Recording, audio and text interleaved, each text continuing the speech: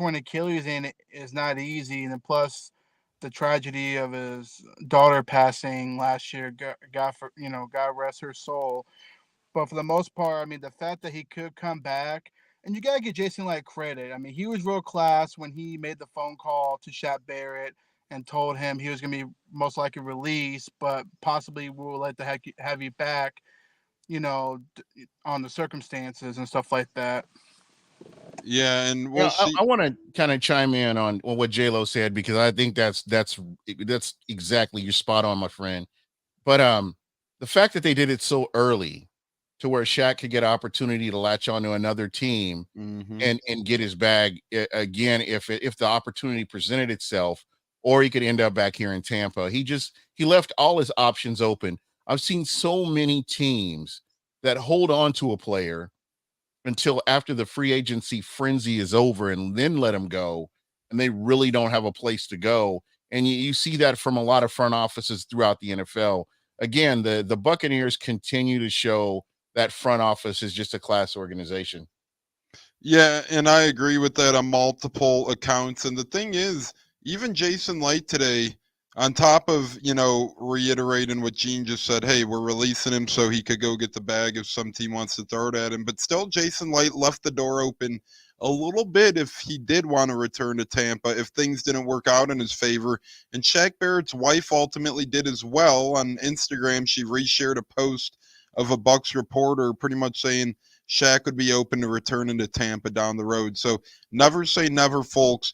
People could be shocked, but a re-signing could happen down the road. Speaking of re-signing, fellas, we got a lot of re-signings in the making going on right now. Jason Light came out swinging today and said Levante David, Antoine Winfield, Mike Evans, Baker Mayfield are all already in contract talks with this Bucks team, with Jason Light, with Mike Greenberg, John Spytek, all those guys.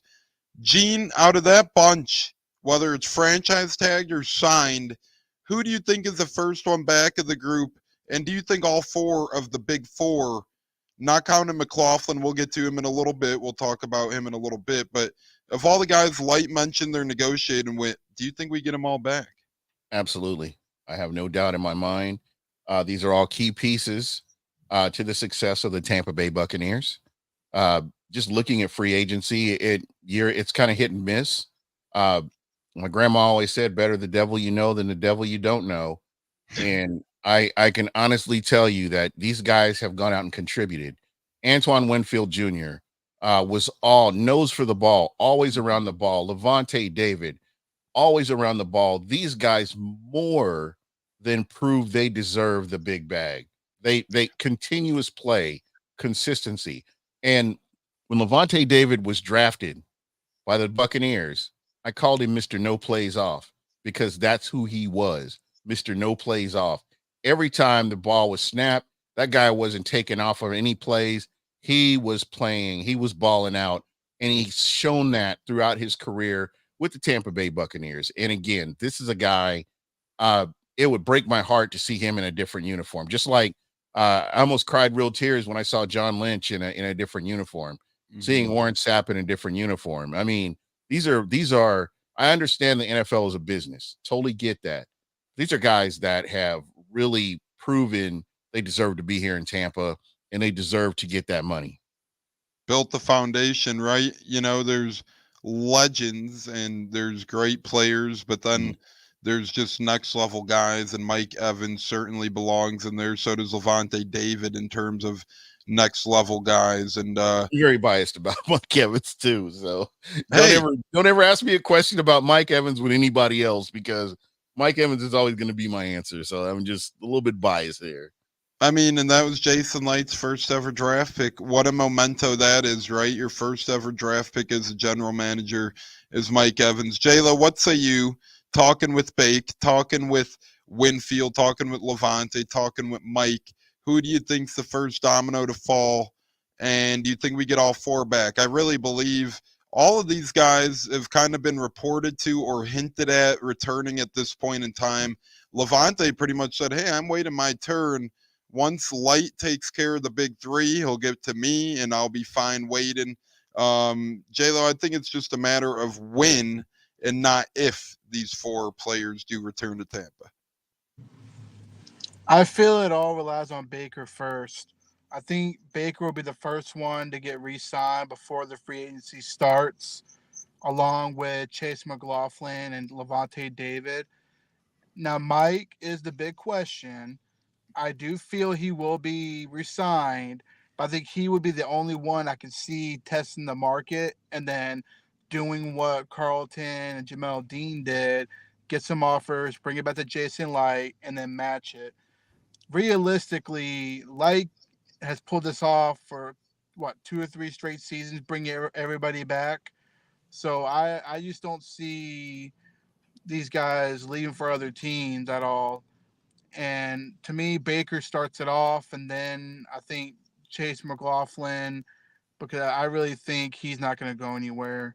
I think he's found a We're going to home. get into him in a little bit Yes, but because Jason Light did kind of mention him in a different tone or aspect than the big four. But to your point, yeah, I do think we're going to get it done with yeah, all of him and more guys than that will return. The interesting thing with Light, he's always swung heavy in off season, whether it's retaining guys, bringing in guys. You know, he's brought in numerous players over the years that have really been great. And he's swung on some draft picks. He's hit on a lot, missed on some. As Kyle joins us, what up, boys? What's up, What's Kyle? up? How you doing, man?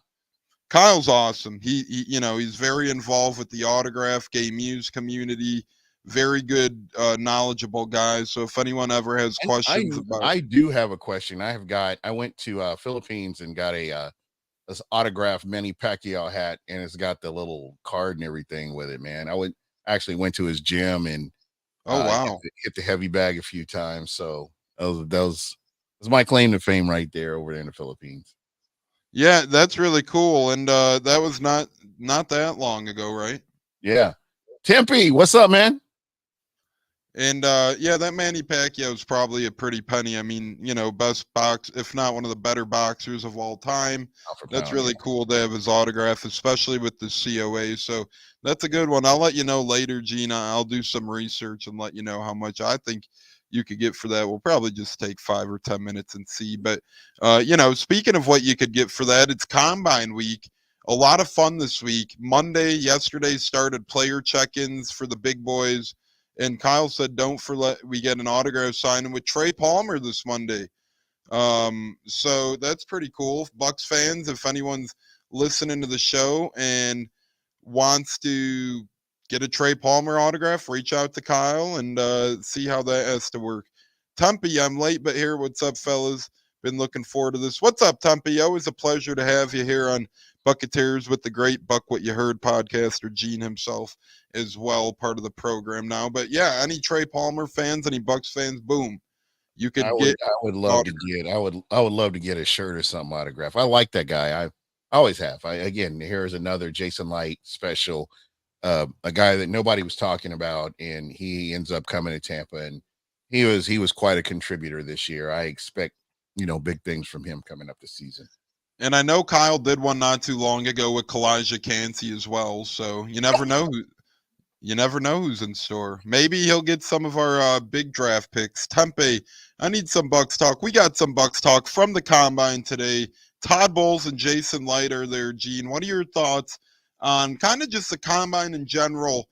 Do you take a big bite out of the apple when it comes to Combine? And not only that, we send Jason Light and Todd Bowles, obviously. Both guys are on the podium for day one today.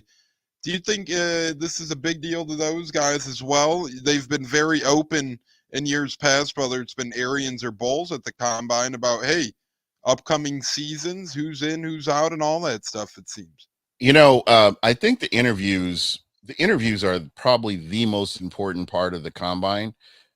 Just talking with coaches and talking with different scouts and stuff. You go to so many college games, you look for players that you feel like meet the needs that you're looking for in the next year. So you're building your draft board, throughout the college season. So you have an idea of who you want. Mm-hmm. And then you get to see some of the measurables. I guess some of the measurables are important to me. A quarterback running the 40 doesn't matter when we remember Jameis Winston ran a 5 something or something like that, but the guy can make plays with his legs. Uh, so to me, that his measurables didn't really matter. Again, it's certain players, yes, other players, not so much. There's a lot of quarterbacks that are not throwing this year, but I do not believe that it will affect their draft stock. So yeah, I think the interviews are important. I mean, take me for example. I took the Wonderlic test and scored a 35 on it. So there's that. I mean, again, it doesn't really matter if a clown like me and get a 35 on the Wonderlic. I mean, who cares? Hey, you're not. You're an expert. We're gonna call you that, the Wonderlic expert. But Gene, you make a couple of really good points. First off, whether it's a combine, whether it's pro days, whether it's Wonderlic stuff like that, we've seen plenty of examples. Whether it's the Jameis example, Zach Wilson throwing off his back foot at like 70 yards downfield, that ends up being irrelevant. CJ Stroud's testing, I forget what test exactly it was, but remember he quote unquote bombed it. Then they came out with the Twitter report that it was the wrong score or something of that effect. So there's been plenty examples of years past where combine and stuff doesn't really matter. And as Gene said as well, a lot of these QBs aren't going to throw. Caleb Williams, Jaden Daniels, and that makes sense, right? They really have nothing to gain and everything to lose. They're projected top 3 picks for a reason. As Gene said, you really have your favorites already at this point in time. Those guys can do nothing to higher their draft stock. How is Caleb Williams going to hire his number 1 pick projection? It's impossible. Jaden Daniels, he's pretty much number 2 or number 3 in every damn mock draft. Those guys would be foolish to throw. If they have a bad performance, they could fall. If they get hurt, they could fall. If they get a good performance, their stock is not going to rise. To me, that's more for the borderline quarterbacks of the world. If you're a Michael Penix, if you're a Bo Nix, if you're a J.J. McCarthy, if you're Spencer Rattler, those guys should be chomping at the bit to try and perform. But to me, the big 3 of May, although May is going to go out there and ball, but the big 3, they have very little to gain. J-Lo, what say you on the combine? Then we got some good questions here from Cleveland, me, and Tempe to get you. Going to throw one apiece at you guys. Oh yeah, I mean the combine's one of the best things of the off season to kind of see what's out there as far as prospects. I'm looking forward to seeing, of course, quarterbacks are always fun to watch, even though the top 3 aren't going to be really doing anything but interviews. Um, I'm looking forward to the linemen, the trenches, the defenders, like DB, safeties. It's going to be fun to see what's out there, as free agency comes in a couple of weeks. We kind of get an idea of what Light can do between free agency and the draft as far as that goes. But in the meantime, we just watch the combine and see, who balls out. Yeah, and I hear that, and we got a couple good questions. Gene, going to throw the first one your way from Cleveland. Me, do you guys truly believe you can win a Super Bowl with Baker? I do, and probably biased, but oh well. I'll let Gene answer that in more, thorough terms. I'll just leave it like this. We've seen Nick Foles win a Super Bowl. We've seen Trent Dilfer. So we've seen lesser QBs win Super Bowls than Baker Mayfield. Is it rare? Sure. But can you do it? I believe so. Oh yeah, absolutely. Basically, the Tampa Bay Buccaneers exceeded everyone's expectations last year, with the exception of the hardcore fanatics who said that the Bucs were going to win the Super Bowl last year. So that handful of people, they were on the right track. They were on to something. I believe that the Buccaneers, if health is huge, health is going to be huge. If you look back at the Buccaneers, when they made their Super Bowl run in 2020, they were a fairly healthy team, and then after their late bye, they got even healthier going into the playoffs. Then you get a Vita Vea back, and it just, that's monumental in them making that run for the Super Bowl. So health is going to be important, and again, anything's possible. I mean, again, I've had to apologize for my harsh takes on Todd Bowles. I've always believed that, I didn't think Todd Bowles was it, but, just based on Todd Bowles, taking chances at times. The fourth quarter Bowles, as I like to call him, there have been a couple times where he just slapped it on the table and said, "Let's go." And they've won these games. Where he's shown nothing but confidence. For his team, defense and offense, and they've gone on to win these games. So, to me, I'm trying to be as open-minded about this, and I believe that if you have a healthy team, everything is consistent.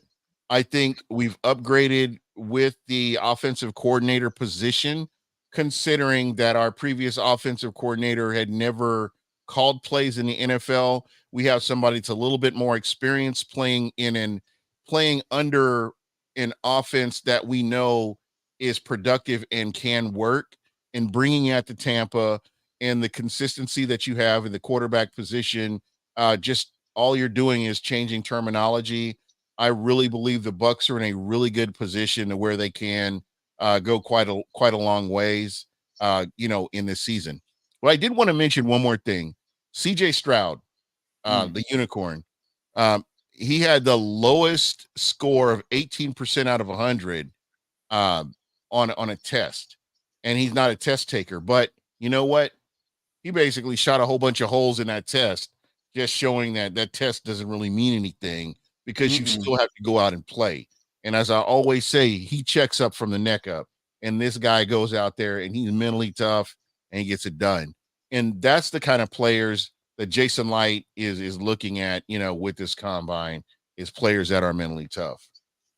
And a couple things on that Stroud point as well, because it's a good one. A, it didn't scare teams like the Texans off. They're smart. They said, F that, fuck that. We're going to keep this strong here. And B, I think it got reported that they effed up his test score anyway. So who the hell is going to take that? Even if nobody took it seriously before, surely nobody's going to be taking it seriously now, because you can't even believe these test scores. So, Yeah. And shame I'm on going to that. say this. I'm not going to entertain any anonymous GM comments this year and moving forward. And this started with me with Lamar Jackson, and how anonymous GMs said so many bad things about Lamar Jackson. Draft stock dropped, and he turned out to be the player that he is right now. So if you're not willing to pencil your name next to what you're saying.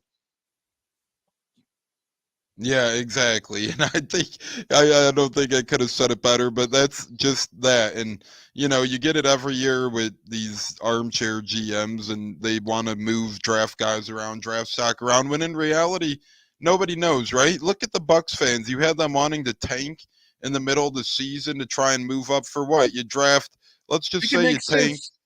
No, and then you're stuck with what, the 6th or 7th pick. Who the hell cares? Last year, back end of the first round, we still got Kalijah Cansey, So, Lamar Jackson, last pick of the first round. But, J-Lo, this one's for you from Tempe. I trust Jason Light to find that diamond in the combine, to always find one. Is there any y'all think we should watch for in those GMs trying to get other teams to pass so they can pick the player? It's a dirty chess game. But, J-Lo, what say you on that in general? And any diamonds in the rough you think of this combine?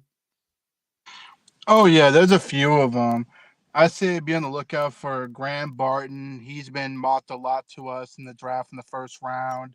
I think he would be a great left guard, putting that between the center, wherever that will be, and Tristan Wirfs. I like that safety Tyler Newman from Minnesota. I would love to pair him up with Antoine Whitfield Jr. Be on the lookout for him, see how he does.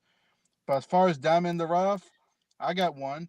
Look out for Lad McConkey from Georgia. He's been getting a lot of hype lately, and I'm curious to see how he Diamond in the rough performs. from Georgia. Is that really a thing?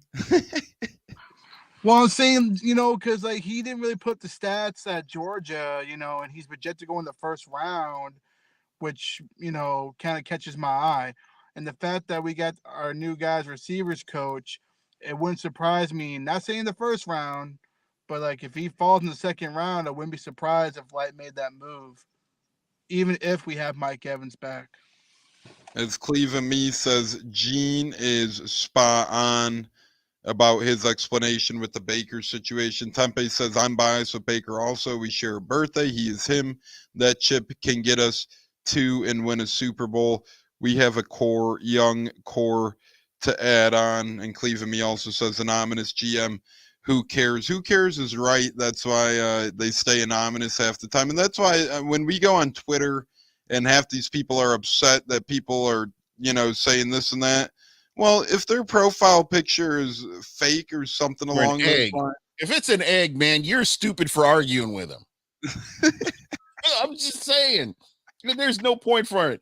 I mean, you've got somebody who's got 23 followers. Hey, you know what? Maybe they should go talk to their 23 followers. Just ignore them.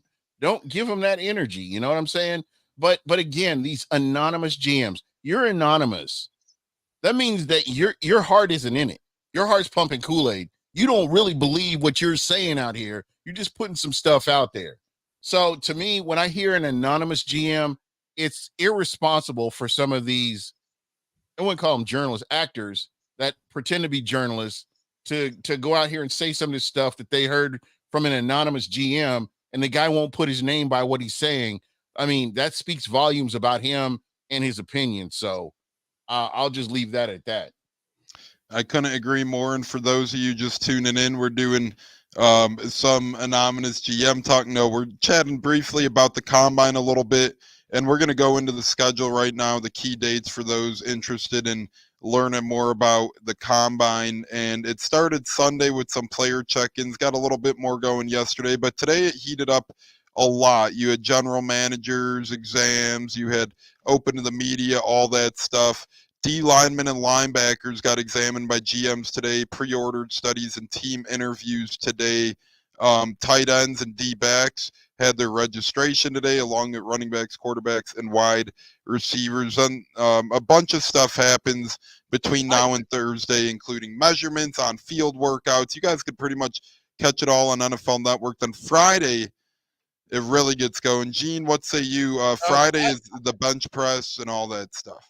I have one question. I really would like to know, because I hate tests. I think tests are stupid. Tests are all encompassing, and they really don't individualize tests for the people that take them. So you don't really get a true view of who a player is based on a stupid ass test. I think tests need to be eliminated. It should be a physical trait. And I think the interviews should be tailored to, kind of question the mental aspect of a player, getting to know that player and knowing, hey, how do you handle adversity? You're down 21 points in the fourth quarter. How are you handling this? What are you going to do? What are you doing? Your offensive coordinator is making plays that you don't agree with.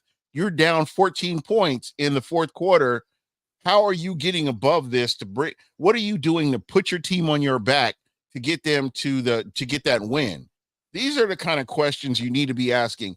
Fuck a test. To be honest, I think tests need to be removed from the combine. There's no place for it.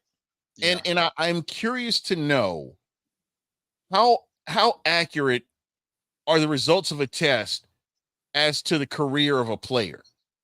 You see what I'm saying? Mm-hmm. I'm really curious to know that, because to me, some people just aren't test takers. I'm not. I struggle with tests. I mean, when I was in college, it was like I had to take medication just to calm my stomach so I could get through midterms. I can get through the finals and stuff like that. I mean, I'm not a good test taker. I just struggle with it. And I don't know if it's a confidence thing or what, but I think that needs to be removed, and they need to focus more on the physical and the mental aspect of it. And I don't think tests really prove anything one way or the other. I agree with you. Just look at the road. Everybody has to pass the driver's test, and you still got a bunch of jackasses driving around. They're aiming their freaking car to wherever they're going. They're not driving there. No, and what did they pass to get their license? A stupid, pointless test that ask you what way you point your wheels, how to do this, how to do that. Yeah. To Gene's point, you got to be asked situational questions. Hey, fourth quarter, you're down 2, 50-yard line, 30 seconds to go. You're out of timeouts. What would you do in this situation? You want to hear what the QBs are able to do in the game of football. As Tempe says, I just want to see the bench work and actually drill. So the bench, Tempe, to answer your question, Friday is D lineman and linebacker bench press. Saturday is D-back and tight end bench press. Sunday is the bench press for running backs, quarterbacks, and wideouts. And then next Monday, March 4th, is the bench press for offensive linemen and place kickers and special teams. And then the They need actual a beer drills. press for podcasters like me. They had a beer press or how many beers per carry or whatever. I'm in that. I'm a Hall Yeah, of Famer. wasn't your Twitter name once certain beers per carry or Yep, something? 32.5 beers per carry, baby. Hall of Famer. Oh man, I love that. I love that.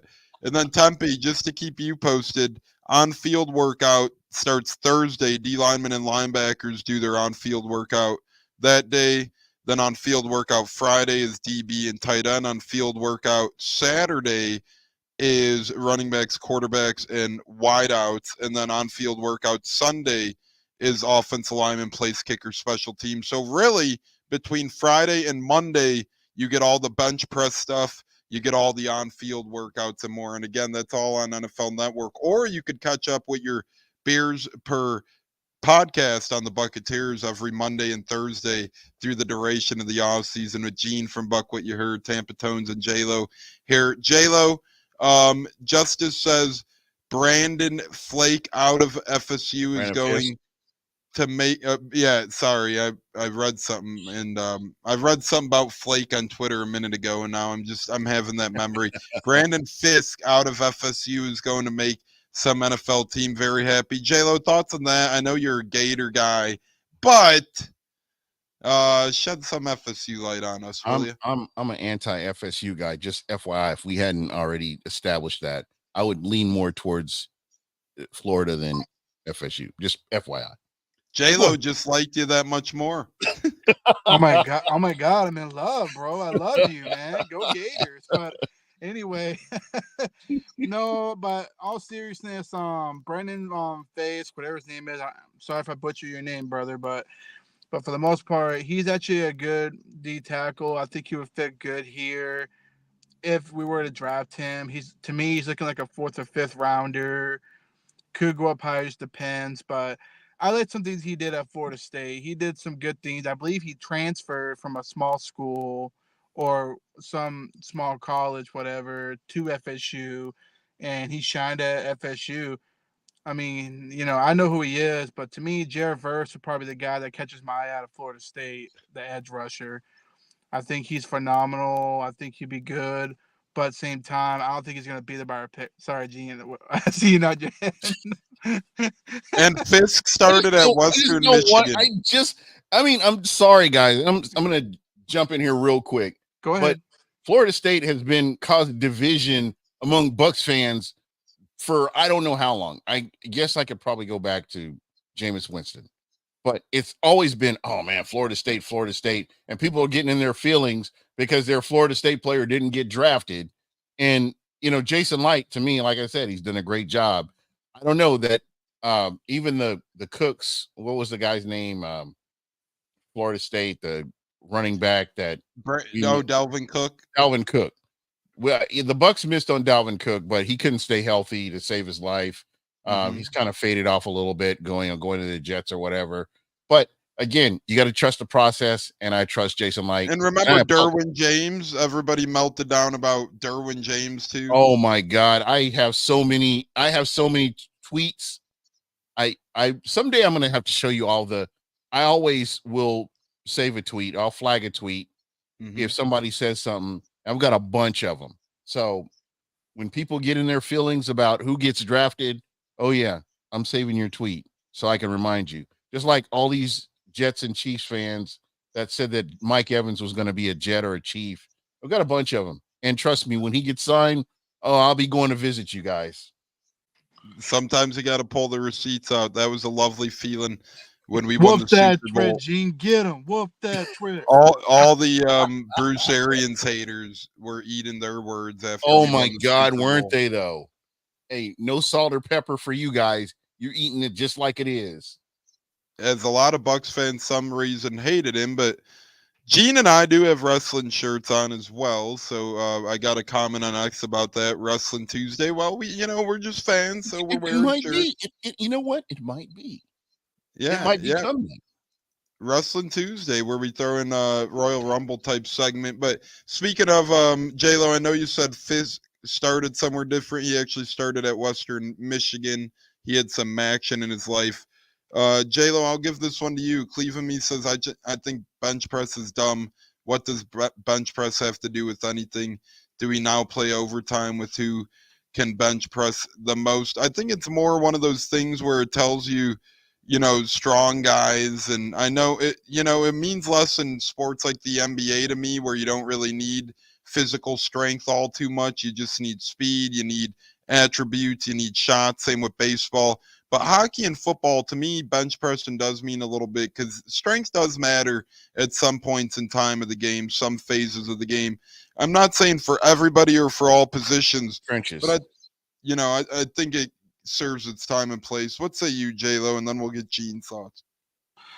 No, I agree. I think bench press, especially for trenches, linebacker, that to me is very huge. I always enjoy the bench press. I was so excited to see Vita Vea hit the bench press when he did it.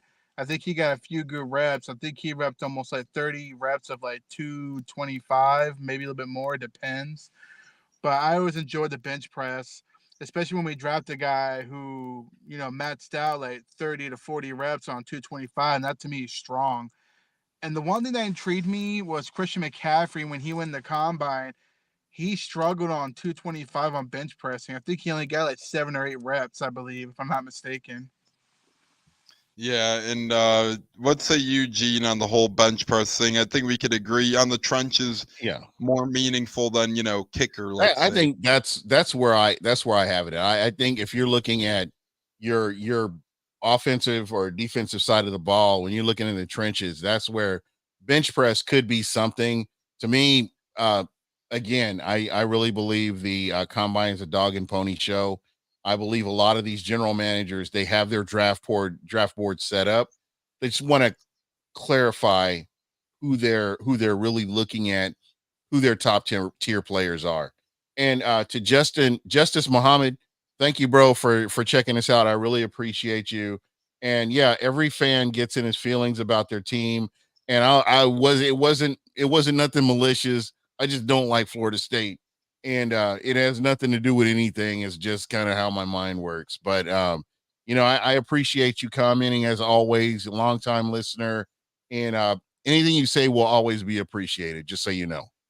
Yeah, and I do agree with Gene there. Justice, I kind of see where you're coming from, but at the end of the day, when your professional teams in the same city as some of these colleges, or same state rather, I should say, it's going to divide the fan base even more, because these colleges create rivalries. If the Bucks draft anyone from Florida State, Florida, or Miami, not really so much as smaller Florida schools, but one of those three, it's going to divide the fan base for better or for worse. It's just like, same thing would happen in California, I'm sure, if you have the 49ers drafting a UCLA kid, or, a kid from San Jose State, things like that. You're going to have these arguments. You're going to have fans that are fans of different college teams throwing their arms up in the air. Hell, you think, perfect example, Burrow ended up being at LSU, sure. But if he stayed at Ohio State, and let's just say he went to Pittsburgh or something like that, or there's a bunch of examples out there, but all I'll say is this: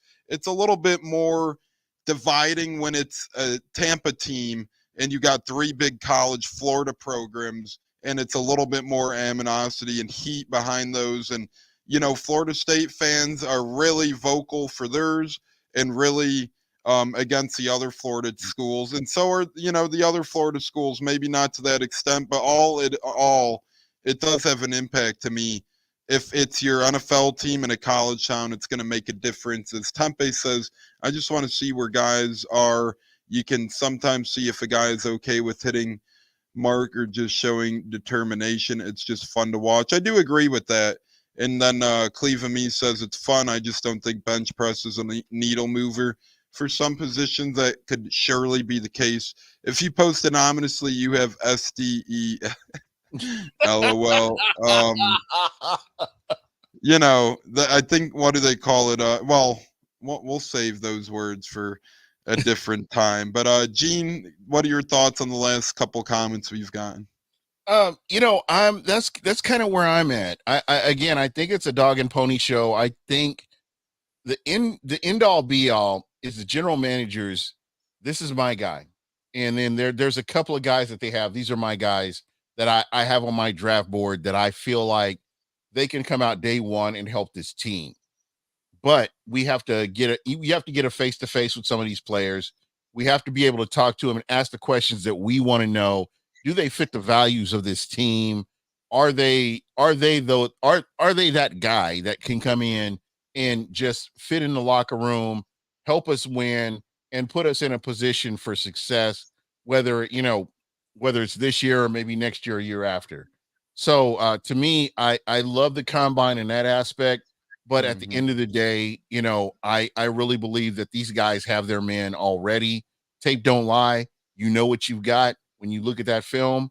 And the question becomes, can this translate to the NFL? And there will be times where a guy throws a red flag in an interview and you're like, man, I don't know. I liked him in the beginning, but after this interview, he said some stupid ass shit.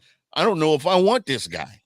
Yeah. And Yeah, and that's I'm sure that's happened before, right?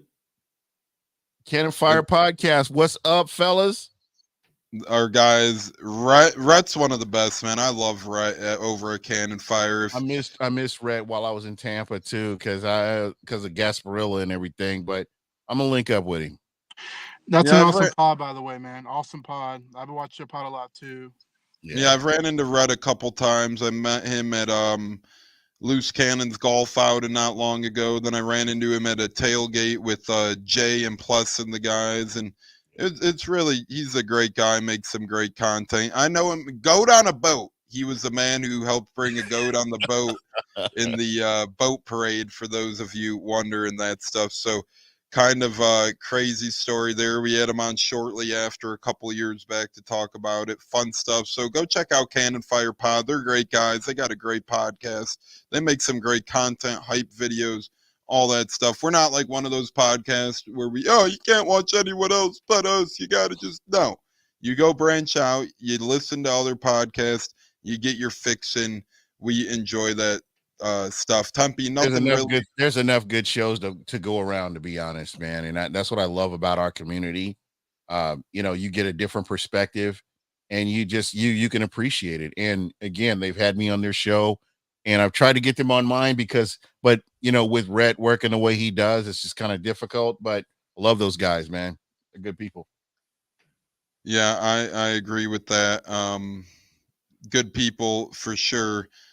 And he says, appreciate the kind words. Have to chat it up soon. Yeah, absolutely. As Emod enters the chat as well, LOL. How we doing, Emod? A great friend of mine comes to Tampa with me, so he's joining in. I want to ask you guys each about a person. We're going to start with Gene and Devin White. No mention of him today at all, Gene. I think it's pretty safe to say he's all but gone at this point. Jason Light's not even bringing him up with the big boy free agents. He also brought Chase McLaughlin up, which I'll ask J-Lo about since he jumped the gun earlier and brought him up. No, I'm kidding. But Gene, give us your thoughts on Stay Live 45. I think he's pretty much out of the building. Bags are probably packed. And Um, if so, where do you think he ends up? you know what? He's I loved what he did his rookie season and somewhat afterwards. Um, I will say this: he's done a lot for the Tampa Bay Buccaneers. Unfortunately, he's just been very inconsistent in what he's done. I mean, I know that you have Derek Brooks. Derek Brooks he's the benchmark for all Tampa Bay linebackers. I mean, I want to put in Hardy Nickerson, but at the end of the day, we talk modern day, you look at Derek Brooks. Derek Brooks was the benchmark. You look at Devin White and what Devin White has done. There were times, and I this is gonna sound long-winded, but I am going somewhere. Trust me. So when you look at Devin White and what Devin White was able to do when he was consistent, he had Levante David on the other side of the ball. When we saw Devin White by himself, he was not the same player as he was with Levante David on the field with him. And I would argue this with anybody. So in Devin White's mind, he's thinking, I'm a top 5, top 3, top 2 linebacker in the NFL. But that's, mentally that's just, kind of where he is. But we've seen him, and there has never been that level of consistency with Devin White throughout his whole career. And I look at bodies of work. I don't look at one season. One season could be a fluke. 2 seasons, not so much. 3 seasons, you're definitely on to something. So when I look at his body of work as a Tampa Bay Buccaneer, I think one of two things it could be: he's gotten complacent, or he really needs to needs a change of scenery, or I feel like Levante David has been covering a multitude of sins that we should have actually seen from Devin White. So at the end of the day, when I look at Devin White, I look at the Instagram and the subliminal messages and this and that and the third. I'm glad he's gone. That's one less headache you got to deal with. That's that beautiful girlfriend you've got that runs her mouth all the time and just ruins your peace. That's what he is to this organization. So at the end of the day, I wish him well. I appreciate what he did for the Buccaneers, but I'm happy with what Jason Light and this staff can do in replacing him and get somebody in that can, elevate this team to the next level. Yeah, I agree with you as we got some OGs in the building checking in. Jonas Steckler. Hello, everyone. Go Bucks. Bud Cannibalist. What's up? Peace sign. Tempe. Honestly, I have heard zero talks outside Bucks community for Devin White. I listened to other teams' podcasts. Mike Evans, yes. 45, no. I've only seen a pocket full of Packers and Eagles fans kind of wondering about Devin White. But regardless, he'll get signed for 1 year, maybe 5, 6, 7 million, prove it deal, kind of like a Sean Murphy Bunting to me. Sucks to see Shaq be let go. I know. Yep, we discussed that. We all kind of knew it was coming. We all know it's a harsh business, so we're all sad to see him go as well. J-Lo, speaking of sad to see him go, I don't think anyone wants to let Chase McLaughlin go. Jason Light did bring him up today, not like Devin White. Chase McLaughlin was very much brought up, and Jason Light said they very much so want him back. However, he wasn't mentioned when he's negotiating contracts with people. He wasn't part of the big four mentioned. Do you think that they told Chase to wait his turn and they're going to be figuring something out, or do you think McLaughlin's going to go chase some money after the hell of a year he had, J-Lo? J-Lo? Truthfully, can you hear me? Yep. Can you hear me? Okay, I just want to make sure. Truthfully, it's hard to really tell what he's going to do because not too many NFL teams have a good kicker these days, and God knows, what he's going to do. I think, honestly, he's going to play the weight game, see what his market is, bring it back to Jason Light saying, here's my market. I'm ready when you are on the offer. That's what I feel he might do. Jason Light is just one of the best negotiators at that. Even if he didn't mention the contract talks, but deep down, he'll get it done. So I'm not too worried about that. Yeah, and it's really interesting though because the kicker market is rising now after Matt Gay got that historic contract last year from the Colts. How much will Chase McLaughlin want, and will he figure, hey, kicker lifespans are short in the NFL. Do I go get my money while I could? Or hey, Tampa gave me a chance. They gave me a kicking competition which I won. Do I stick with them? We'll see what happens with McLaughlin. But yeah, I think Levante's out. I think ultimately McLaughlin is back. Speaking of back, if you're first time here, welcome. If you're back, welcome.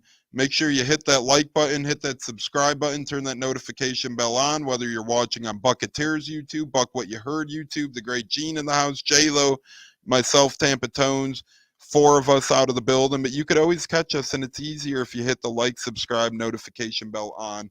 We all do appreciate it. Speaking of hit and like and subscribe, I think World Star got some likes after the Cam Newton video went viral from a couple of his 7-on-7 camps over the years at this point. this has been one of those things building, a lot of tensions rising. Media is kind of torn over this whole thing. A lot of people were quick to jump on Cam Newton's side. We do want to talk about this if you guys have missed the video. Gene, we'll start with you here, kind of dive into it a little bit, go over details a little bit, and give us your thoughts, because I think you make some very good points about Cam Newton's behavior in these 7-on-7 children. Let's remember, children football camps.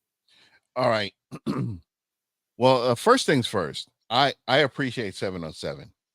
It gives these young kids, a lot of kids in the inner city, I want to say they don't have hope, because they see the same thing over and over and over again. Being able to go and play football or basketball or whatever outlet you have, it gives them an escape from reality. Mm-hmm. So I'm gonna start there. I want to shout out Stunna. I'm proud of you. I'm proud of you, Stunna. That 7-on-7 tournament that you put on was it was incredible.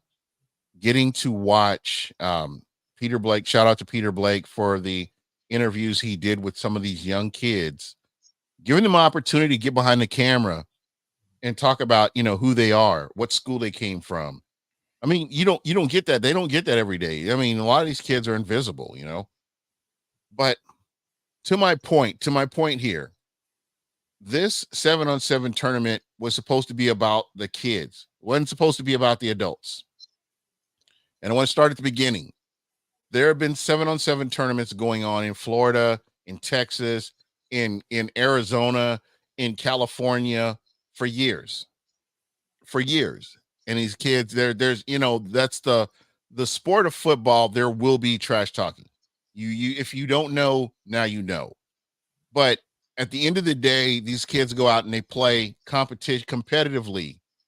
And a lot of times you become friends, and you are right, or your rivals throughout your career. And so to me, that there's nothing wrong with that. It's good to have that healthy competition. But what we had with Cam Newton, and I'm going to go back 5 years, it was a different animal than your normal 7-on-7s. There was trash talk. Cam Newton trash talking at parents. Cam Newton trash talking coaches. Cam Newton trash talking kids. And there were no boundaries set up. So I'm going to start there. There was no boundary set up, because there is no way a kid should be bad mouthing a coach, and there's no way a coach should be bad mouthing a kid. There should be boundaries set there, and that's kind of where the problem started. Now, you set the expectation that, hey, Cam Newton comes in, you're a kid, you say something to him, he can say something back to you, and that's where it goes.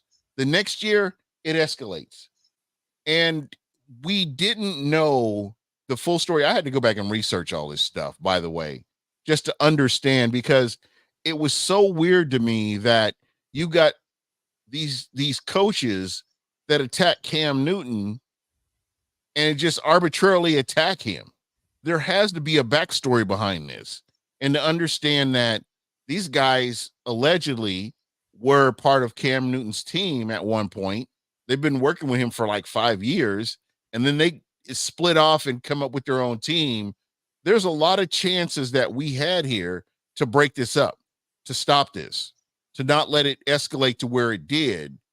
And unfortunately, nobody did what they were supposed to do to cut this off. Number one, I'll start at the beginning. Coaches and Cam Newton, donating his money and his time to this particular tournament. Right there, Cam Newton should be held here. Everybody else should be below the fray. And so it never came to that. Cam Newton's lowering himself, and he's going back and forth with kids, which, if he's a coach, he should be respected as a coach, and he shouldn't be going back and forth with kids or parents. But ultimately, they set the expectation. This is what you can do. Cam Newton, who cares? Who cares that he's a league MVP? You can go back and forth with him. He'll jaw with you, you jaw with him. And so it got to the point at the end of the day that this could have been resolved, whether it's by the sponsors or the people that are running the show or Cam Newton and his camp, this could have all been stopped. But the way it went was so messed up that, it's an embarrassment for 7-on-7. And this is an embarrassment for the 7-on-7s in Tampa, St. Pete, the 7-on-7s in Miami, the 7-on-7s in Phoenix, the 7-on-7s in Scottsdale, California, all the 7-on-7s. This is a black eye for them because these guys chose not to do the right thing. Okay. So, I know a lot of people like, oh, Cam got jumped. Cam was running his mouth too. And the fact that his squad could not beat this other squad, that just added fuel to the fire right there. So for all the folks that are saying, oh, these three guys, everybody was wrong in this situation. Nobody was right. There's no exonerating anybody for what happened throughout this whole situation, because in the beginning, it should have been, boundaries should have been set. Cam, don't go at the parents. Don't go at the kids. Don't go at other coaches. You bring your squad out there. If these kids are out there on the field and they're going back and forth, that's cool. That's football. That's what it's supposed to be. But at the end of the day, when the whistle blows, the game's over. Hey, you got to let it go. You walk your way. If your team didn't win, you got to do better next year in the tournament to fix all that. So, in my opinion, everybody was wrong. There was no right in this. And honestly, Cam, everybody talks about, oh, Cam fighting all these. No, it should have never came to that. I mean, you talk about the people that are setting up the schedules. If there's drama between Cam's camp and this other camp, you got to separate that. And the coaches for the other camp that were doing the fighting, if you know that you're in your feelings, you don't have any business being in this tournament. Go to another tournament. Fly your kids to Miami or Tampa or St. Pete and work out in that tournament. There's so many alternatives here than to show up and fight and put a black eye on 7-on-7 sports. But that's it for me. J-Lo, thoughts on all of that? I know it's a lot to unpack, but then I'll give my thoughts. But I mean, I couldn't have said it better than Gene. And shout out to Stunna. I want to shout out Stunna as well. But thoughts on the Cam Newton situation, J-Lo? Do you now see it like Gene? I know originally maybe not, but how do you slice the cake now? No, I mean, Gene pretty much put it all out there in perspective. I feel like there's a lot of immaturity going on. It could have been handled better. And it's embarrassment. And I feel bad for the kids that had to watch that whole thing go down. I mean, it's just flat out horrible. Where we're having a sportsmanship, honestly. They're not. I mean, I know these kids are playing for a future, but they're not really playing for money or anything like that. It's just, I mean, it's supposed to be fun, right? And it's supposed to be fun while getting your name out there. I mean, that's the way I look at it. But I agree with Gene, though. I mean, it could have been handled a lot better, and just it's just gonna be something that's gonna be talked about for a while on those 7-on-7 and how they can make it better. Be a better example for those youngsters and show that there's much more than just throwing fist fight over a simple 7-on-7 game. Yeah, and I don't know, and I showed the video. I sent some videos over, and you saw Cam Newton bring his squad over, and they're going ayo, and they're bad mouthing this coach, and then there it's just back and forth, the disrespect, the slander. It should have been shut down. There should have been boundaries. Hey, if they're talking trash on the field, I'm good with that. Hey, if you can't stop me, I'm gonna continue to talk trash, or vice versa. And that's because we saw that with Cam Newton. We all know, you're a Bucs fan. Cam Newton is a front runner, and you punch that fool in his mouth, he's gonna put that towel on his head, sit on the bench, and act like he gonna act like somebody took his date at the prom. He does that all the time. But when he's winning, he's dancing and he's smiling, he's talking trash, blah, blah, blah. But when he's losing, Cam is a totally different animal when he's losing. So all I'm saying is, for Cam should have just, hey, I'm the coach. This is my team. I represent this team. I represent this league that we're doing here, and you're messing up your bag. I So go ahead. Go ahead.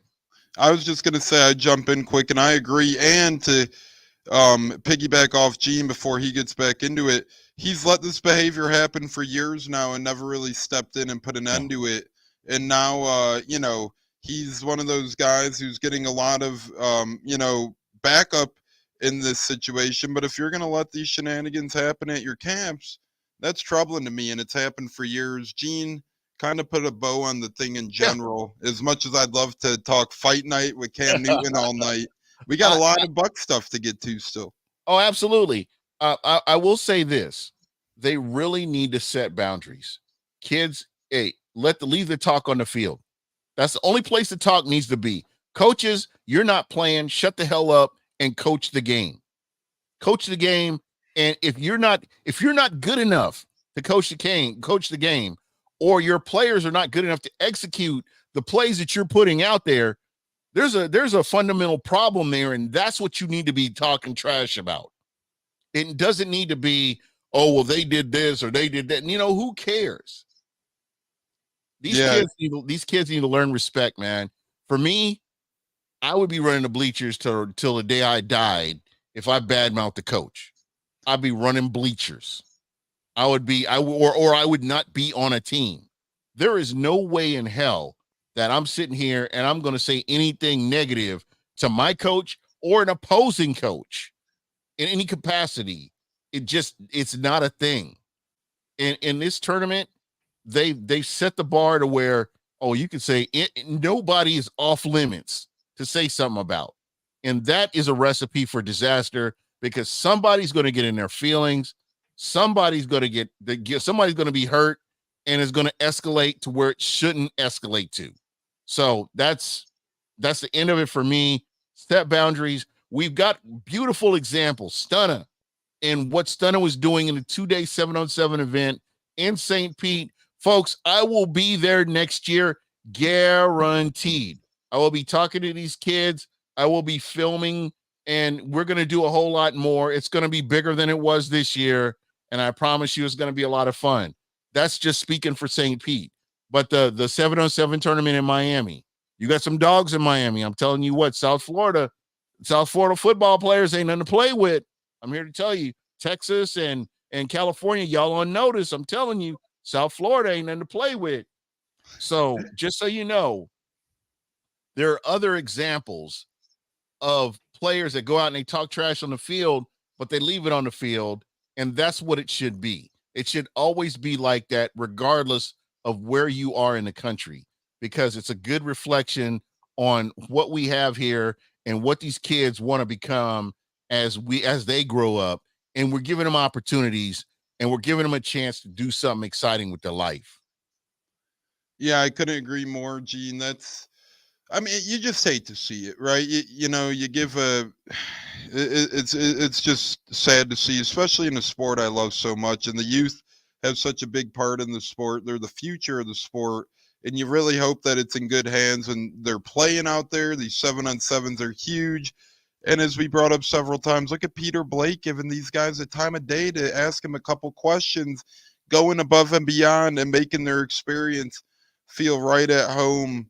And it's just sad to see it's not happening with Cam Newton's camp, who was such a big NFL player.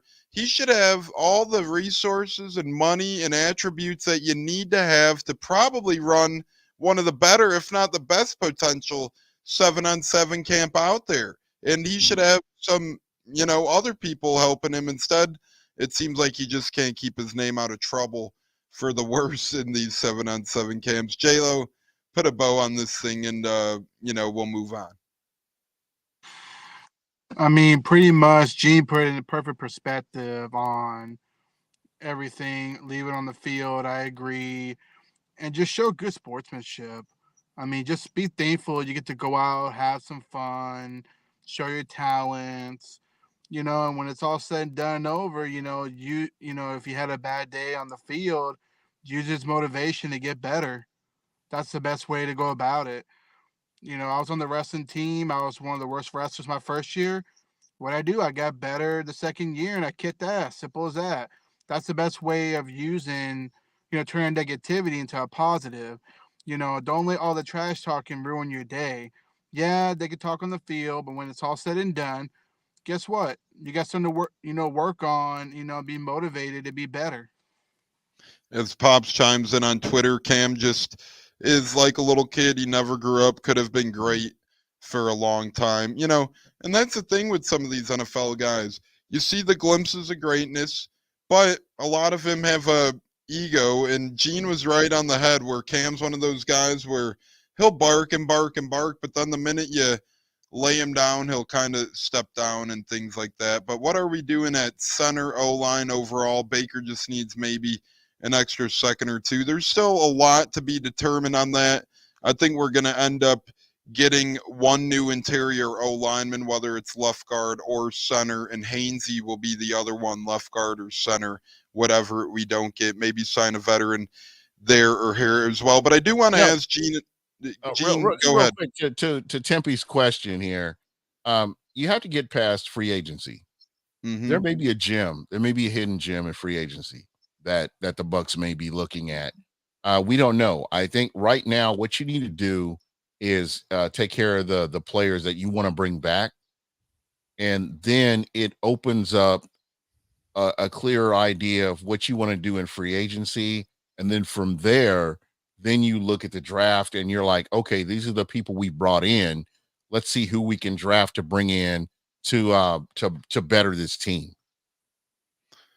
Yeah, you really do have to wait a little. Free agency is the first tough. It's not a cop out or anything like that. I'm just saying it mentally. That's how I'm looking at it. You gotta sign your guys that you really want to sign. Then from there, you want to look at the free agents that are available, and then from there, you can adjust your draft board accordingly, and then that's where you're looking at. This is who we want to bring in, and on top of that, hidden gem. There could be something in June. There could be a cap casualty in June that the Bucs can pick up. So just where they are with the cap compared to last year, they're in a lot better position to make some moves and really improve this team. J-Lo, thoughts on Gene's comments? Quick, I generally agree. A little too early, but if I had a guess, I would just say, hey, Hainsey's probably one of the two. And like Gene said, it's just too hard to tell right now. Not a cop-out answer, but you can't really tell, until things get going a little bit, how it's going to play out. No, I agree. I mean, Gene put it in the best perspective. Re-sign your guys, the one players you truly want, and then go from there. I mean, yeah, there's a lot of talent in the free agent market. There's a lot of talent in the draft. But right now, the main focus that Jason and I put out there is bringing back our own guys. Bringing back Baker Mayfield, Mike Evans, Levante David, Antoine Winfield. I mean, these are the main guys that Jason has the focused core on. four, I call them. Agreed. But also, Jason Light made a fun comment, which I thought Peter put out there. He's like, if he can resign all 5 of the guys he mentioned on extensions or resign, then they got to throw another boat parade, I believe is what he said. So that to me shows that you got to start with your guys first, bring back the guys important to the team, and take it from there. And we got 2 weeks to find out, fellas. We got 2 weeks where we really know who stays and who goes, or who we bring in. Because you know how the first couple of days go. They go rapidly during on X, Twitter, whatever you want to call it. It's Twitter. Twitter. Okay, Twitter. But at the end of the day, Gene put it in the best perspective. Resign your guys that we truly. And happy birthday, Chris Godwin. Before I forget, not to cut you off, J-Lo, but just dawned on me. I seen a post out there, and it said, "Happy birthday, big man." I believe he's 28 today. That's hard to believe. He's growing up right in front of our eyes, been an integral part of this team since 2017, and really between him and Mike Evans, we've been very lucky with such little wide receiver divas. Usually that's a position for whatever reason to cause a riot or a stir. And we've seen some great ones do it before. Antonio Brown's, Randy Moss, Terrell Owens of the world, you name it. But we've been so lucky with Evans and Godwin, blessed. Real quick, I do want to just get thoughts on that. Godwin's birthday, Gene. Do you think he's a buck as long as Evans is? I believe that he is. I think they complement each other very well. And I really believe that this offensive coordinator will get more out of Chris Godwin and Mike Evans. And again, this is no knock on Canales, but it took Chris Godwin's wife to bring up some things about how his use, him not being used like he should have been before things started changing for Chris Godwin. So I really believe that you have a more advanced offensive coordinator who's able to call those plays and take advantage of scenarios on the field. And I really believe I'm happy with the move to bring him in. And again, not a knock on Dave Canales. He was a newbie as an offensive coordinator. Um, and I think that, the people in Carolina, don't overthink this, don't overcook the grits, because this is who he is. This will be his first time as a head coach. So, you got to be patient with him. Yeah, I agree, and you're gonna have to be patient, just like we were. He came on a little bit at the end, but still, I think there was meat left on the bone, and I'm excited Oh, about absolutely. this offensive staff. I think is gonna be great and improve. J-Lo, thoughts on Godwin? Will he be a buck as long as Evans? And I love this guy, man. I love Godwin, what he brings to the table, and all that. Absolutely. I mean, he's a true professional. The man does a lot of good work around the Tampa Bay community with the Humane Society. I believe he has a charity for the Humanes that he does with his wife. I'm very thankful that we have two awesome no non prima donna receivers over the years. And that's one thing I respect about Chris Godwin. The only major question about Chris Godwin is, can he stay healthy? And I think he can. I think he will.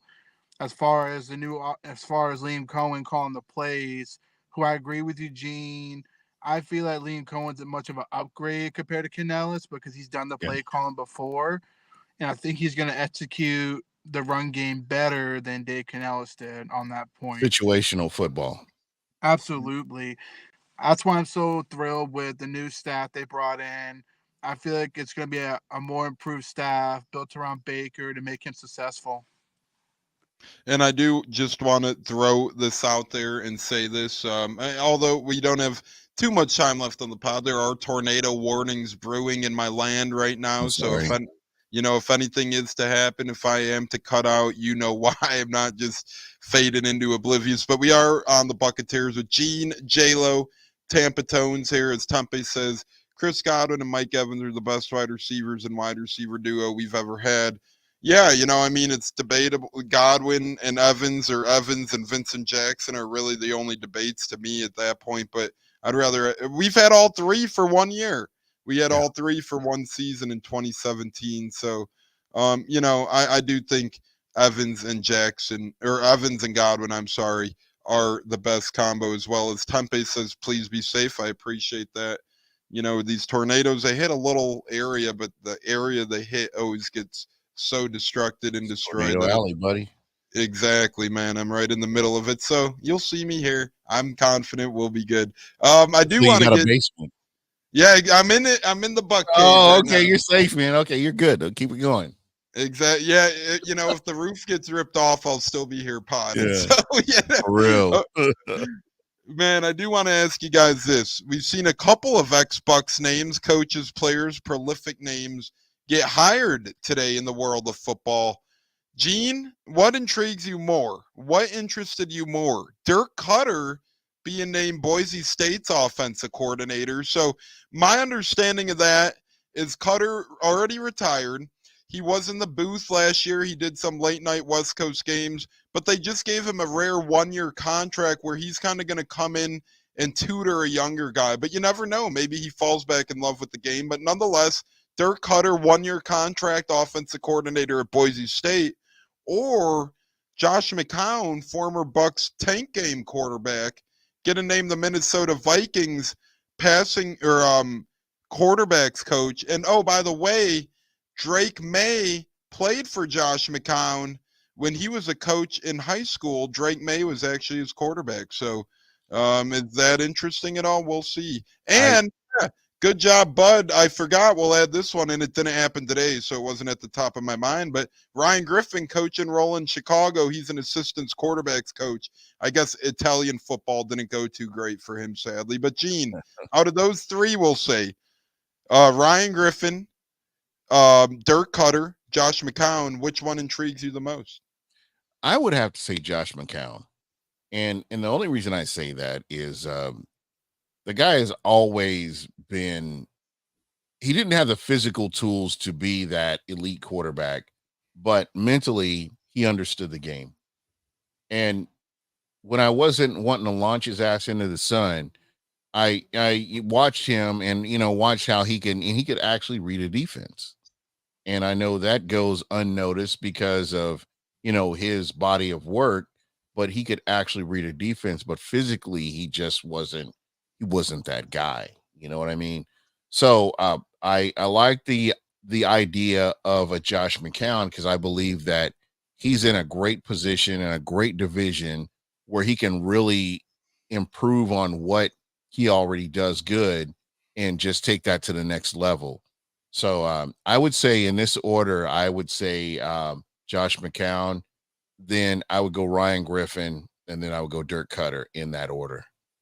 Jayla, what say you? And I think Gene did a great job digging into the McCown one, and I think he's intriguing as well. Remember when the Texans almost hired him as head coach out of nowhere, and everyone was freaking out because he had such little experience? It would have been interesting. They probably would have never got D'Amico Ryans if they did that, right? So everything happens. J-Lo, how you ranking him? 1, 2, 3. Ryan Griffin, Dirk Cutter, and the great Josh McCown. To me, I gotta say Dirk Cutter. I'm happy that he's back coaching again. I felt he did have some bright spots in the coaching world as far as offensive coordinator and play calling. That to me is number one. I hope he's successful over in Boise State as offensive coordinator. Maybe he works better with the college kids than the pros. You never know. And then Ryan Griffin, happy for him. I feel like he's going to be a good mentor. Like you said about Josh McCown, Ryan Griffin, same way. Physically he couldn't, but I felt like he understood the game to a certain point, and I think he's going to be a great. I think he's going to be a good coach. I think he's going to be a good developer, whether it's Caleb Williams or Justin Fields in Chicago. And Josh McCown, oh man, it's really hard to like that guy to what the trauma he put us through in 2014. But I am happy that he's going to be coaching in the pros. I feel like he likes to mentor, young quarterbacks. So good for him overall. I'm happy for all three of them, but I'm more happy for Dirk Cutter that he's getting another shot at coaching again. And I'll be the odd peg. I'll just, for better, for worse, and I'll just more so do it to talk about it. But I'll say RG4, Ryan Griffin. I'm intrigued by this one for multiple reasons. A, he did sign to be the Italian league quarterback. I forget what team exactly in the Italy Football League. I think it's coached by his brother, or his brother plays over there as well, one of the two. But nonetheless, Griffin actually left in the winter to go over there. I think it's only a 4 or 5 game season. And I don't think he's going to finish that season because obviously if you get named a coach, the Bears probably want him to start coaching right away, right? So Griffin's going to have to come back across the pond from overseas, get accustomed to coaching. And oh, by the way, not that it was likely, but when you become a coach, what does that do? That definitely spells an end to your NFL playing career. Ryan Griffin officially retired by making this move. Hats off to the big guy. And I'll say this, the Bears, that might have been one of their brighter moves they've actually made this offseason. Really. Because, you have a young guy. They hired Shane Waldron as their OC. Who's to say that Shane Waldron, who's one of the most hot and upcoming names in the offensive coordinator realm in the NFL, if Bears do wonders next year, say Shane Waldron gets a head coaching gig, maybe they'll promote their QB coach to OC, or Waldron would poach him. And then you got a guy like Ryan Griffin, who's still young, waiting around on your staff. He's been around Tom Brady.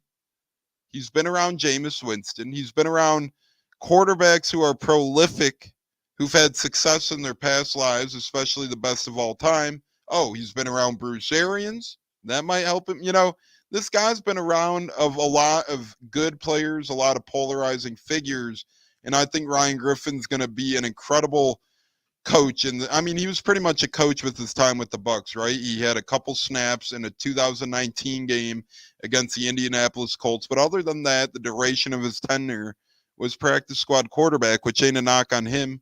I think he's going to bring a vibrant coaching change to the Chicago Bears. Speaking of change, we change things up on Thursdays. Couple fun segments every Thursday, Thirsty Thursday on the Bucceteers with Gene from Buck What You Heard. We do the hot seat challenge every Thursday. And I think Gene has an interesting twist before we get to our final word of the program. Gene, do you want to shed some knowledge on what we might be doing with that moving forward? Yeah, absolutely. We want to get the fans, the listeners, because without the listeners, this show wouldn't be anything. And so I just would love to get your thoughts on, questions that you would hot seat questions you would like for me to ask, or you would like for maybe the Bucceteers to ask me, just to, kind of spice it up a little bit. But normally I would be asking the questions. If you want to, you can email questions to, to buckwhatyouheard@gmail.com. Or if you're following me on Twitter, just hit me up in the DMs and I will mention your question and I will mention your name along with the question at the end of the contest, just so you get credit for the questions that you're asking. And what I'd like to do as we get closer to the regular season, again, these are our OTAs, these are our training camps right now. We're going to try some different things, but I would love to get you guys more involved. I think it would be great to get your questions. Hey, ask this question and see if we can stump him with this, or whatever. Again, if you hit me up on Twitter, on DM me on Twitter, I'm always going to respond. And I've left my Twitter open to just whoever, just because I like hearing from people and I like engaging with people. So I think it'll be fun. There will be some free swag as we get closer to the regular season, whether it's Smack Apparel or the Bay, for the Bay. There will be something out there just to kind of get you guys more engaged with us, and so you get to appreciate this as much as we do. And we got a lot to give away here as well for NFL draft season and all that stuff. We did some fun holiday giveaways. But yeah, we're going to put a link in the bio. That's a good idea. Maybe I'll create some sort of Dropbox and put it in the file moving forward. But I assure you guys. And to Tempe, to answer your question, it's going to be like buy or sell questions. Like, for example, Tristan Wirfs, is Tristan Wirfs a lifetime Buck fan, buy or sell? Or just questions like that, just something that whoever is being asked the question, it's kind of tough, but they have to answer it. Yeah, like random, but this would be a good one if I'm learning correctly from Gene. Will Mac Jones ever be a starter again in the NFL? Yes or no? Yeah, buy or sell. There you go. Will the New Orleans Saints be in contention for the NFC South? Contenders or pretenders? That kind of stuff. Just, little, basic questions that can possibly stump whoever's being asked the question. What is your routing number? That question will not be too much on there. That's funny though, bud. You crack me up. As he says, bye, bye, bye. What is this? The Backstreet Boys? Bye, bye, bye. That's what I'm thinking, man. What is this? That's insane, bro. Tuesday. Whatever the hell it is. Maybe I should know that as my cousins in the band Rise Against. I should be a little more up on my rock game potentially. But fellas, we are nearing the end here, but we are going to, as Gene said, we're in OTAs. We're going to have a lot of subtle, nothing crazy, but we're going to be experimenting. We're going to be trying things again, working on a new intro, working on some other mini intros. We might be coming with you with YouTube shorts in the near future, some 1 to 2 minute videos of Buck stuff during the off season. As Gene said, be on the lookout for a call line as well. It might be segments, talking with Gene where you call on the show. Gene will answer. We'll all talk about it. So I'm really hoping that people will join. Will try to call in. That's the big thing. Don't be afraid to call in. There's no wrong answers here. Hey, Pepin Steppin knows my cousin. He goes vegan band. Absolutely. My cousin Joey Principe, and his, not to change the subject, Gene, but his band Rise Against, they are all vegans actually. So kind of cool that Pepin Steppin knows that. Small little story before we get to our final words. You're not a vegan, though, right? No, I'm not a vegan. My uncle was called because we just had a funeral the past week, and my cousin who's in the band, his sister actually passed away. Condolences to my cousin Andrea. But he was eating Subway in the back, some vegan sub or something, and my uncle looked at him and he's like, isn't it weird being vegan? Are your kids asking him all kinds of questions, grilling him, and it would be tough. But thank you, Pepin Steppin, from knowing my cousin's band, and he'll call in from Canada. You do have a package on the way as well, but maybe we'll get you something else as Rise Against History. But yeah, vegan and me don't match. Gene, speaking of don't match, the pay stub don't match the payroll. Hour and a half now at this point. It is a busy Tuesday. I know other Bucks pods are rocking and rolling right now on the airwaves as well, but everyone is in the good spot right here. Bucceteers, Buck what you heard. Holla at me. I'm selling on that salad sandwich. I'm definitely selling on that. So I'm selling. No pun intended. Salad. I'm selling the salad. I'm selling it cheap too. I'm saying I'm paying you to take it from me. Exactly. Gene, not salad related. Get into some good meat. What's your final word for the program, brother? As we're eclipsing the hour and a half mark. Crazy stuff. It's crazy when you talk football with your brothers, the ones you love most. Time just flies. I love this concept, and I really hope to be permanently will be on Thursdays. Definitely. This is an opportunity for me to get in on a Tuesday, which could end up being a Monday as we get to the regular season, but I'll try to be on here as much as I can. I love the concept. I like that my listeners still get to come in here and, contribute. And I love this, man. There's enough room for everybody. And I want to thank everybody in the chat personally for engaging with us and, having a good time, man. That's what it's all about. And listening to me on my stupid soapbox and what I had to say, which doesn't amount to much. And, I've just enjoyed this. I think this is a great concept, and we're going to continue to evolve it and make it better and make it fun for everybody. Gene said it best, and as he said earlier as well, we're going to, from now until next year, we're not stopping. We make it when we can. That's why there's 7 of us, right? We make it when we can. We always give different opinions. You guys will never be alone. We'll always have a couple guys here with us. But as Gene said, we're going to be doing great giveaways, t-shirts, maybe Smack apparel, who knows, but maybe Bucceteers stuff. We do have a lot of Bucks memorabilia as well. We're going to help grow the show, and that starts with you guys, and we appreciate each and every one of you. And it's really cool getting Gene's listeners, getting Bucceteers listeners, kind of seeing that collab come to life. It's really been great. Guys like Donnie Pepin, Olivia, Justice Mohammed, Cleve and me, Bud Cannibalist. It's been amazing. And we're going to get some great guests as well. Let's just say Florida International outside linebackers coach, now promoted to cornerbacks coach, Anthony Gator, former Buccaneer, will be joining us this offseason. We're going to have special guests from different teams joining us this offseason as well. As Tempe says, it's a fun community. Appreciate you all.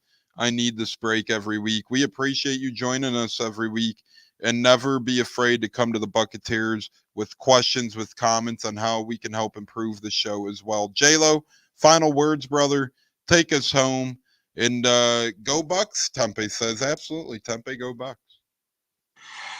Nah, man. Thank you for all the commenters. Sorry, my words here. For all your support for the show, and I enjoy talking about football with my brothers in here. And we're gonna have a fun off season.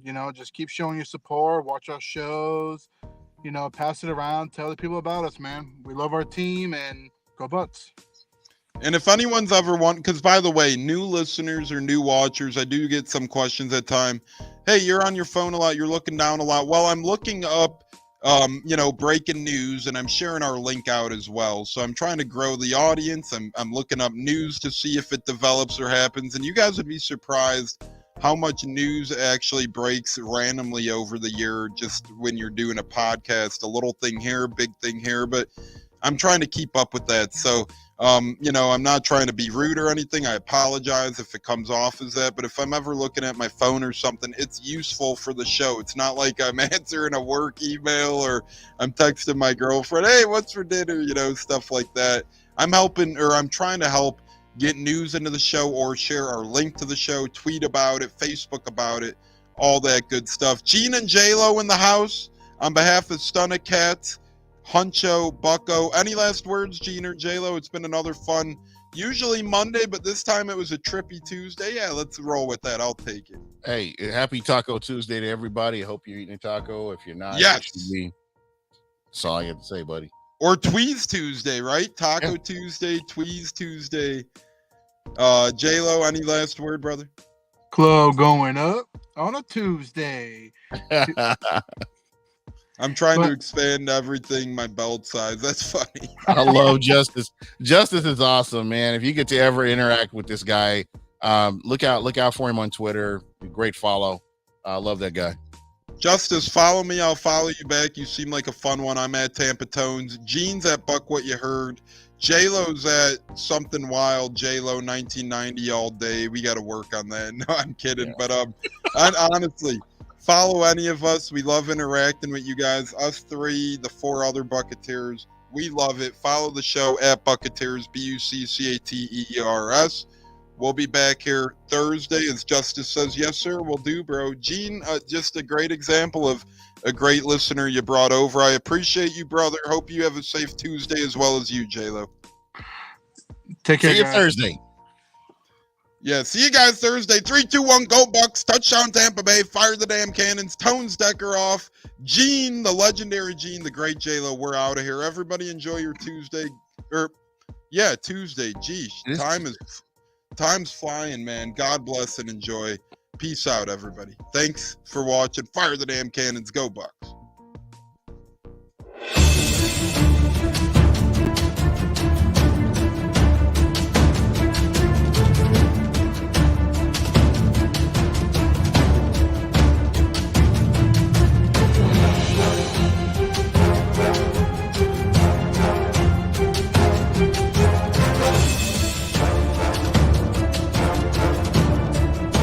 Game on Sunday, man. I know you're nervous for the Rams, but you got to be a little enthusiastic after being there. Bro, that game atmosphere was ridiculous. The energy, the electricity. That place was rocking. Anyone was there, and a lot of the Super Buck fans were there too. The Buck. Tampa Tones. We are joined by lead goon tonight, host of the Pat and Aaron Show of WDAE, Pat Donovan. And it sounds like Stunna is bumbling a little bit. Going to put him on mute for a second until that gets a little clear. But we're joined by Pat Donovan. It looks like Stunna's hanging out with Cheech and Chong in a car with the windows up or something over there. It does look like we got